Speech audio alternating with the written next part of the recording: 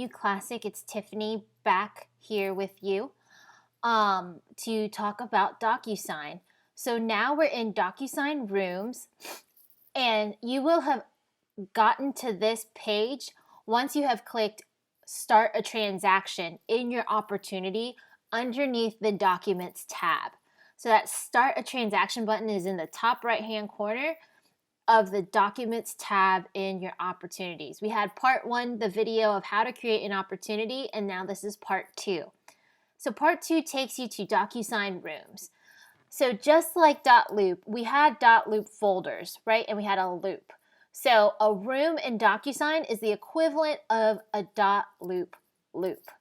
And so within .loop, you had folders where you stored all your documents. Well, in DocuSign, they are called envelopes. And we'll get into more details of how you can set up those envelopes just a little bit later on in this video. Please keep in mind you can pause and play this video as often as you like, so you can track along with this video as you are building your DocuSign room. So the first step in a DocuSign room that you'll want to do is edit the details of the room. So right now we are in the Details tab. You can tell by the little blue bar underneath Details, and you're going to click Edit. So this action is just like when you were editing the details of your .loop loop. It's very important that you edit the details first because it will then auto-populate all your documents, such as your contract, your addendums, anything like that, if you do your details first. If you don't, you can always go back and continue to add details. It just will take a little bit more time. So you want to do details first so that it auto-populates your documents when you do pull your documents. So when you click edit, you'll notice that all these fields then become editable.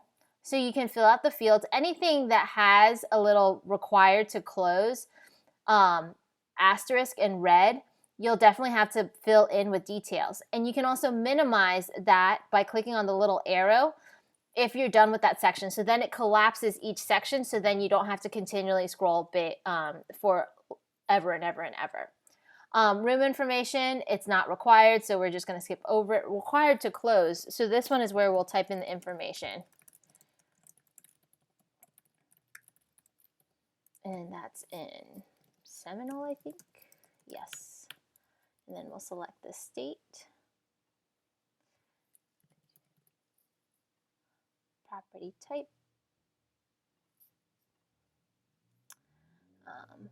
Let's see. Let's just throw that. And then on the right-hand side of your screen, you notice that there are seller information. And if you continue to scroll down, it says seller 2. And then there's listing agent 1, listing agent 2, buyer 1, buyer 2, buyer agent 1, buyer agent 2. So on your right-hand side, if you want to consider it your people side, you can do that. So we're going to put in here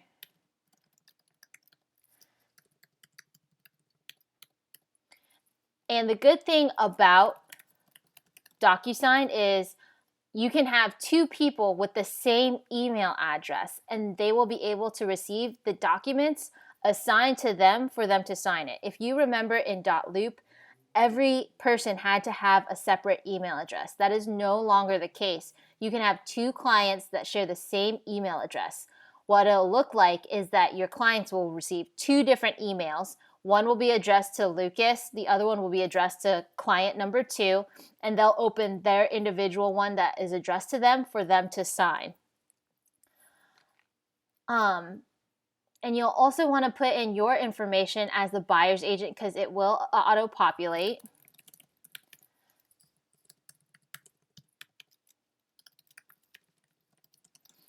And if you do have the information on the sellers and the listing agents, throw that in there. The more information, the better. Because again, DocuSign has already went through and pre-populated fields on all of our contracts and addendums. So whatever details you can complete here, it will auto-populate on the contract for you. So that's less work that you'll have to do. Now, you can also continue down and enter in information such as offer details, high bid, confirmation, closing details, etc., etc. The one thing that loop had that DocuSign does not have is parcel information or tax ID. We have provided that feedback to DocuSign, so hopefully that can be entered in so that it auto-populates your contract. Right now it does not, so you'd have to manually type it in on the contract, and I'll show you how you can edit that in a bit. So again, any field that you need to fill in, you can collapse or expand by clicking on the header. And then once you fill in all the details, you will click Save down here in the bottom right-hand corner. And now it says the room has been updated. You'll notice that it has been updated because you no longer can type in this area. Once you click Edit, you notice that there is the ability to edit. And then once you hit Save, it goes away. So now that you have filled out all the details for your room, you will click on Documents. So we'll click here under Documents of the tabs up here, and it'll say Add Documents to your room. You can click Add here or Add up here in the top right-hand corner. I like to add up here in the top right-hand corner. So once you click that, you'll want to click on DocuSign Forms. Now, one thing to keep in mind is you have DocuSign available to you. It doesn't mean that you have to use it. You still have the ability to print the documents and have your clients sign it the old school way in person with wet ink. We ask that you use DocuSign because, as you can see, once you have the details, it'll auto-populate. It does save you time. And if your clients are not comfortable with doing e-signatures, you can print out the documents themselves, have them sign it in person, and then you would just upload those documents directly into Opportunities in Command. You would not necessarily need to upload them into a room in DocuSign. You would only use DocuSign Rooms if you are needing to gather e-signatures. If not, you would just put the documents directly into Opportunity.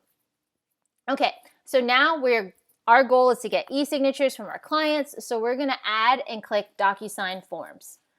Now it's going to ask you for your NRDS number, and you will type in your NRDS number. And the reason why you want to do that is so then it will give you access to your documents with the FAR. If you don't have that, you will not be able to access documents from FAR, which are your contracts, your addendums, everything like that.